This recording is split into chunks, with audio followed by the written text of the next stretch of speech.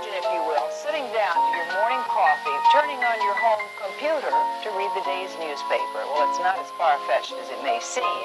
In fact, both local San Francisco papers are investing a lot of money to try and get a service just like that started.